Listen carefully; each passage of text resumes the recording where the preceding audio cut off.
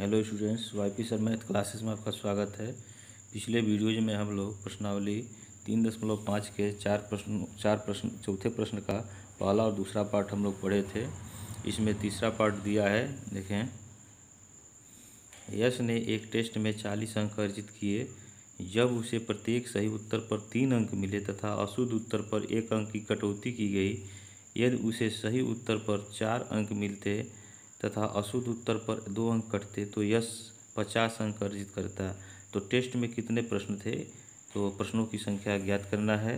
तो देखें इसका हल, तो इसका सॉल्यूशन देखें। ये 40 अंक अर्जित किए हैं जब उसे प्रत्येक सही उत्तर पर 3 अंक मिलता है। तो हम मान लें, माना शुद्ध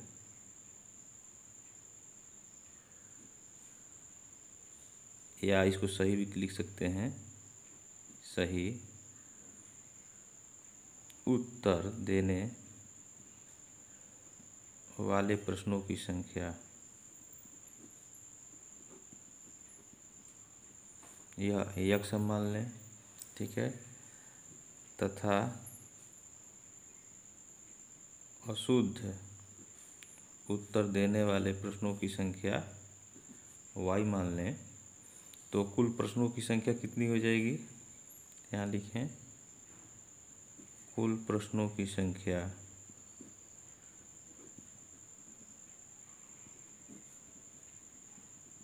एक्स प्लस वाई हो जाएगा, ठीक है। इसको आप जो है 1 मान लें। अब देखें, प्रथम शर्त के अनुसार दिया है जब उसे प्रत्येक सही उत्तर पर 3 अंक मिलता है तथा अशुद्ध पर 1 अंक की कटौती होती है। तो यहाँ लिखें प्रश्नानुसार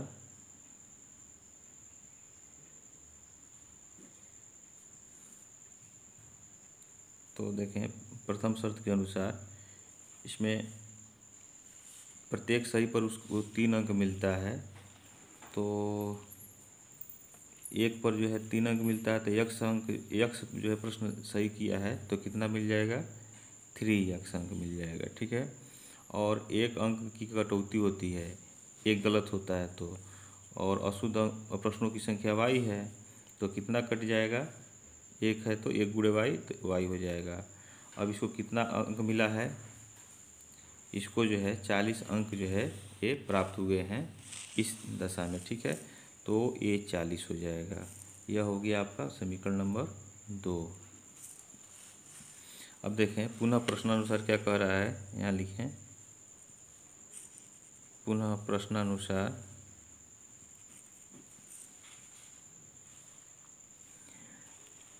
यदि उसे सही उत्तर पर 4 अंक मिलते हैं तो प्रश्नों की संख्या जो है, शुद्ध सही प्रश्नों की संख्या यक्स है तो 4 अंक मिलते हैं तो 4 यक्स हो जाएगा।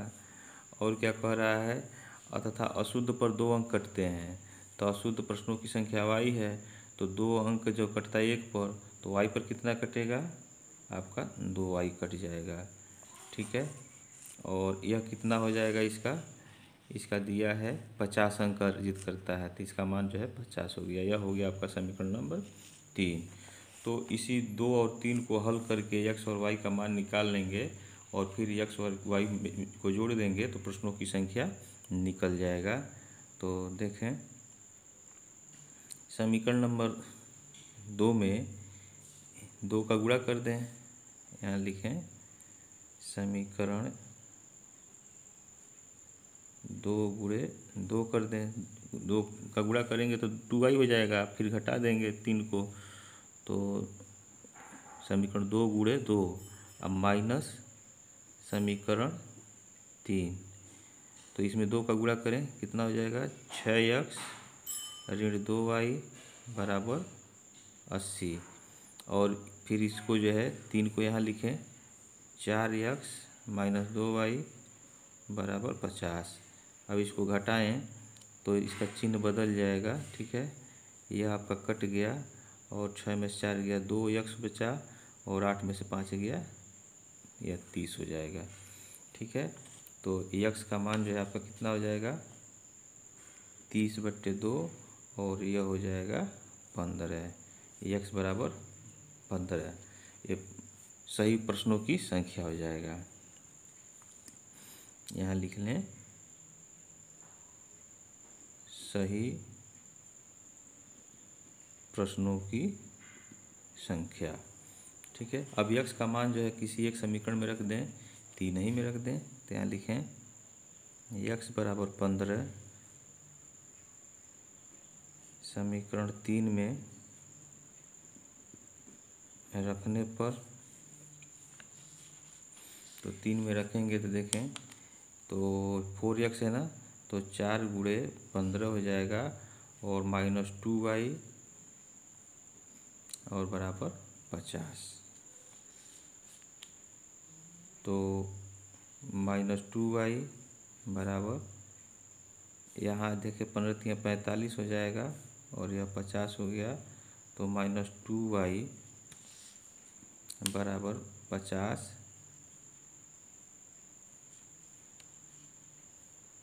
ऋण 45। सारी देखें 15 चौका 60 है, इसको आप 60 में बना लें। ठीक है, तो इसको इधर लाएंगे तो माइनस आपका 60 हो जाएगा और 10 या 0 हो जाएगा। 6 में से 5 गया, 1 हो जाएगा, -10 हो जाएगा। ठीक है, यह हो जाएगा आपका -2y, दोनों तरफ माइनस है तो कट जाएगा। y बराबर हो जाएगा 10/2 और इस तरह से यह हो जाएगा आपका 5। तो अशुद्ध प्रश्नों की संख्या आपका कितना हो जाएगा? यह अशुद्ध प्रश्नों की संख्या आपका 5 हो जाएगा। यहाँ लिख लें अशुद्ध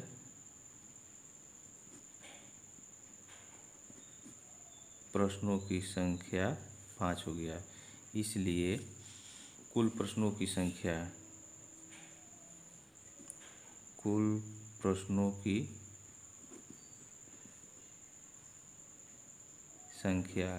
x + y है। तो x का मान आपका 15 है और y जो है 5 है और इस तरह से यह दोनों जो है 20 हो जाएगा। तो यही पूछ रहा था कुल प्रश्नों की संख्या। ठीक है, टेस्ट में। तो यहाँ लिख लें, इसी को उतार लें, कुल प्रश्नों की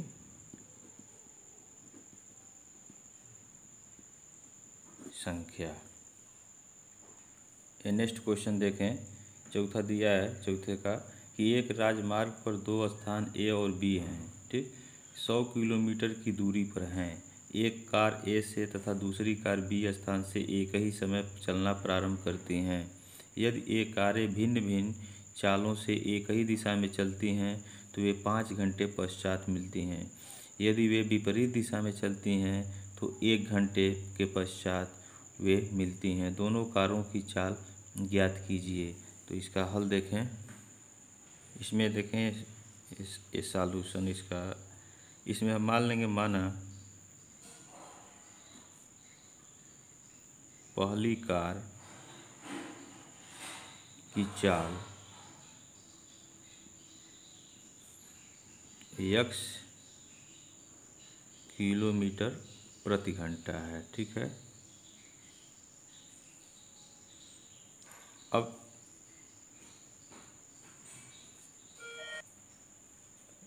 यहाँ पहली कार कर लें, यहाँ कार छूट गया है। ठीक है, तथा दूसरी कार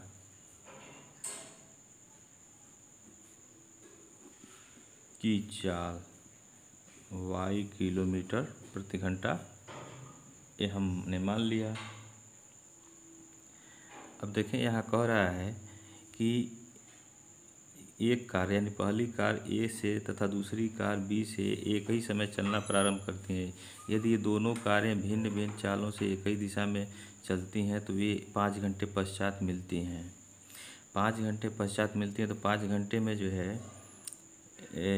100 किलोमीटर है, तो अगर इसमें हम भाग करें तो 20 आएगा। तो यह 20 किलोमीटर प्रति घंटा जो चाल निकलेगा वह एक कार की चाल अधिक होगी। तो यहाँ लिखें, तो यहाँ पहली कार, ठीक है, की गति माने एक कार की गति जो है अधिक होगा, ठीक है।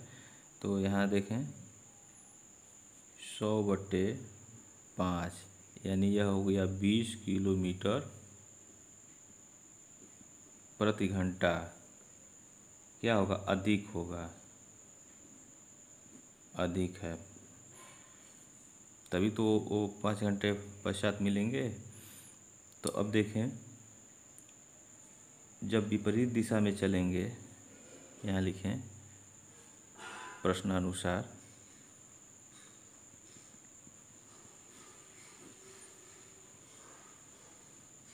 कारें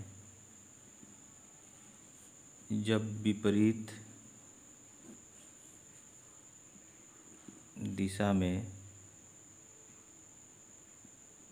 चलती हैं तो x प्लस वाई हो जाएगा ना, ठीक है, x प्लस वाई हो जाएगा, ये चाल है। और दूरी आपका दिया है कितना?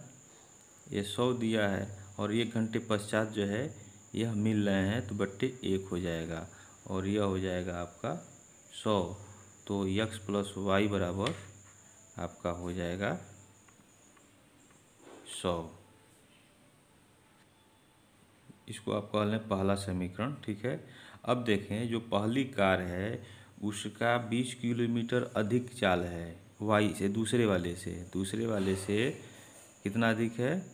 20 किलोमीटर अधिक है। तो दूसरे की चाल अगर वाई किलोमीटर है तो यक्स की चाल कितनी हो जाएगी? वाई धन 20 हो जाएगा। तो हम जो है यहाँ यक्स की जगह क्या लिखेंगे? वाई धन 20 लिखेंगे, ठीक है। अब देखें 2y हो जाएगा, और 20 को इधर पक्षांतर आप कर दें, ठीक है, तो यह हो जाएगा आपका 80 और 2y। तो y बराबर आपका हो जाएगा क्या? 80/2, और यह हो जाएगा 40 किलोमीटर प्रति घंटा। दूसरी कार की चाल, तो यहाँ लिखेंगे दूसरी कार की चाल। अब y का मान जो है समीकरण नंबर 1 में रख दें तो पहले कार की चाल निकल जाएगा। तो समीकरण नंबर 1 से तो ax प्लस वाई 40 हो जाएगा, बराबर यह 100 हो गया, और x बराबर 100 ऋण 40, और यह हो जाएगा 60 किलोमीटर प्रति घंटा। यहाँ लिखें पहली कार की चाल। तो यही पूछ रहा था कारों की चाल। तो पहली कार की चाल 60 किलोमीटर प्रति घंटा है, और दूसरी कार की चाल 40 किलोमीटर प्रति घंटा है। देखें यहाँ हम लोग निकाले थे कि पहली कार की चाल जो है 20 किलोमीटर अधिक है, तो यहाँ अधिक भी हो गया, 40 से में 20 जोड़ेंगे तो x का जो है 60 मिलेगा। तो इस तरह से इसका हल हो गया, इसे आप नोट कर लें। नेक्स्ट क्वेश्चन देखें, दिया है कि एक आयत का क्षेत्रफल 9 वर्ग इकाई कम हो जाता है यदि उसकी लंबाई 5 इकाई कम कर दी जाती है और चौड़ाई 3 इकाई बढ़ा दी जाती है। यदि हम लंबाई को 3 इकाई और चौड़ाई को 2 इकाई बढ़ा दें तो क्षेत्रफल 67 वर्ग इकाई बढ़ जाता है। आयत की विमाएँ ज्ञात कीजिए। तो इसका हल देखें यहाँ हम मान लेंगे सॉल्यूशन, इसका हल आप देखें, मान लेंगे माना आयत की लंबाई तथा चौड़ाई x एवं y इकाई है, ठीक है। अब प्रश्नानुसार क्या कह रहा है? प्रश्नानुसार जो कह रहा है एक आयत का क्षेत्रफल 9 वर्ग इकाई कम हो जाता है यदि उसकी लंबाई 5 इकाई कम कर दी जाती है और चौड़ाई 3 इकाई बढ़ा दी जाती है। तो यदि इसका लंबाई x है और चौड़ाई y है तो आयत का क्षेत्रफल हम पहले निकाल लें। यहाँ लिखें आयत का क्षेत्रफल हम पहले निकाल लें तो क्या हो जाएगा? x गुणे y, और यह हो जाएगा वर्ग इकाई, ठीक है। अब लिखें प्रश्नानुसार, ठीक है। तो अब प्रश्नानुसार अगर लिखते हैं तो क्या कह रहा है कि 9 वर्ग इकाई कम हो जाता है कब, यदि उसकी लंबाई जो है 5 इकाई कम कर दी जाए। तो लंबाई इसका x है और इसमें 5 हम कम कर दिए, ठीक है। और चौड़ाई को जो है 3 इकाई बढ़ा दी जाती है, तो चौड़ाई y है, इसमें 3 हम बढ़ा दिए, ठीक है। तो इसका क्षेत्रफल 9 इकाई कम हो जाता है, 9 वर्ग इकाई। तो क्षेत्रफल इसका एक्स वाई है, तो इसमें से 9 कम हो गया, ठीक है। अब इसी को आप इसका गुणा करें तो एक्स वाई धन 3x ऋण 5y ऋण 15 बराबर एक्स वाई ऋण 9। एक्स वाई से एक्स वाई कट गया और यह हो जाएगा आपका 3x ऋण 5y बराबर 15, इधर आ जाएगा ऋण 9।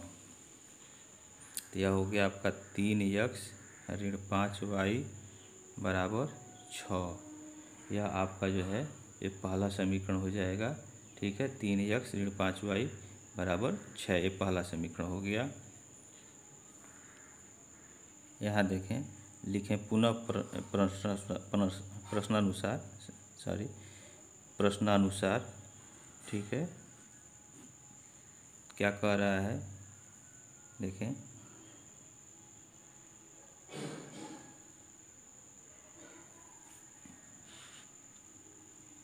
यदि हम लंबाई को 3 इकाई, ठीक है, और चौड़ाई को 2 इकाई बढ़ा दें तो क्षेत्रफल 67 वर्ग इकाई बढ़ जाता है। तो इसको हम लिखें, क्या कह रहा है, लंबाई को 3 इकाई बढ़ा दी जाती है, ठीक है, तो x+3 हो जाएगा। और चौड़ाई को जो है 2 इकाई बढ़ा दिया जाता है, तो इसकी चौड़ाई y धन 2 हो जाएगा, ठीक। तो जब ऐसा करते हैं तो इसका क्षेत्रफल क्या होता है, क्षेत्रफल दिया है 67 वर्ग इकाई बढ़ जाता है, तो इसमें 67 जो है हम जोड़ देंगे। अब इसको हल करें, इसका गुणा करें तो एक्स वाई और प्लस 2x और प्लस 3y धन 6 बराबर एक्स वाई धन 67। अब देखें, इस एक्स वाई से यह कट गया तो 2x धन 3y और बराबर 67 ऋण 6 हो जाएगा। तो 2x धन 3y बराबर यह 61 आपका हो जाएगा। यह हो गया आपका समीकरण नंबर 2। तो यह समीकरण 1 और 2 को हल करके x और y का हम मान निकाल लेंगे विलोपन विधि से। देखें, समीकरण 1 में x का गुणांक हम बराबर करना चाहते हैं, तो इसमें 2 का गुणा करेंगे और इसमें 3 का करेंगे। तो यहाँ लिखें समीकरण 1 गुणे 2 और माइनस कर दें समीकरण 2 गुणे 3 से, मतलब समीकरण 1 में 2 का गुणा कर दें और समीकरण 2 में 3 से गुणा करके हम घटा दें। तो इसमें जो है 2 का गुणा करें, कितना हो जाएगा, 6x ऋण 15,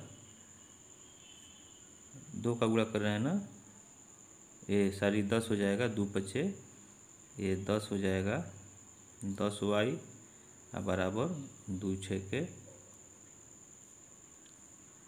12 हो जाएगा यहाँ। और इसमें आप 3 का गुणा करें तो 3 का गुणा करेंगे तो क्या हो जाएगा, 3 दूना 6x और धन 3 3 9 धन 9 हो जाएगा y, ठीक है। और इसमें 3 का गुणा करेंगे तो बराबर 3 एक 3 और 3 छके 18, 183 हो गया। अब इसको घटाएं हम तो घटाते समय क्या होगा, चिन्ह बदल जाएगा, ठीक है। यह कट गया तो देखें, यह दोनों ऋण है तो ऋण 19y हो जाएगा और ऋण 3 में से 2 गया 1 हो जाएगा और 8 में से 1 गया 7 हो गया और 1 हो गया, दोनों तरफ ऋण हट जाएगा तो y बराबर 171/19 हो जाएगा, ठीक है। 19 एक 19 और 19 नवा 171 हो जाएगा, 9 81 और 9 एक 9 8 17। तो y बराबर आपका हो जाएगा 9 इकाई, ठीक है, इस आयत की चौड़ाई। तो यहाँ लिख देंगे यह क्या है, आयत की चौड़ाई है। अब y बराबर 9, यहाँ y बराबर 9 इकाई आप रख दें, समीकरण नंबर 2 में रख दें। समीकरण 2 में